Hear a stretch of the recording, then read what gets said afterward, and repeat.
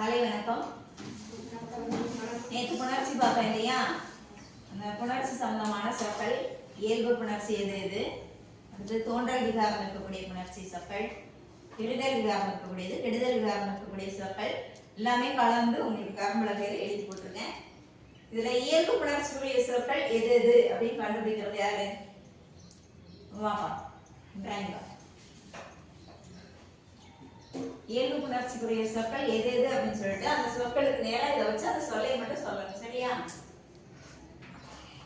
தாய்மொழி, கடலலை, தமிழனை. தாய்மொழி, கடலலை, தமிழனை மூன்றும் என்ன புணர்ச்சி? இயல்பு புணர்ச்சி. அடுத்தது விகார புணர்ச்சியில முதல்ல இருக்கக்கூடியது தோன்றல் விகாரம். தோன்றல் விகாரம் இருக்கக்கூடிய சொற்கள் எது எது யார் சொல்றது? துருவன் பாப்பா. வெள்ளரி பிஞ்சு, பள்ளிக்கூடம், பட்டுப்புழு, மிகப்பெரிய. மிகப்பெரிய. Very good. கிளாப் பண்ணு.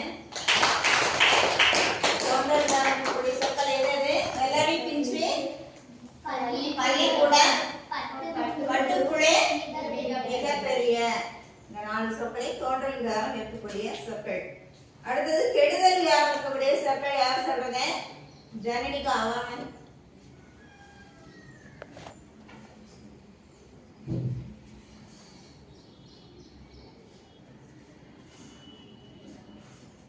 கெடுதல் விகாரம் ஒரு சொல் ஒரு எழுத்து நீங்கி இருக்கணும். கெடுதல் விகாரம் ஈரநிலம்,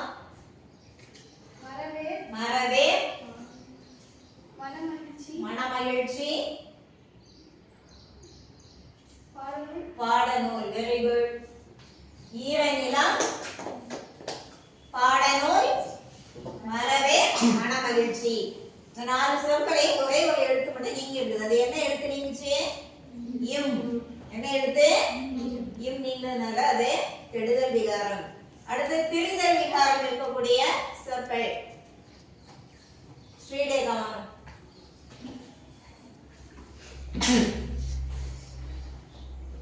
கடற்கரை, மட்பாண்டம், பற்பொடி, கச்சிலை, சொற்பொழிவு. திரிதல் விகாரம் இருக்கக்கூடிய சொற்கள் எது எது? கடற்கரை, மட்பாண்டம்,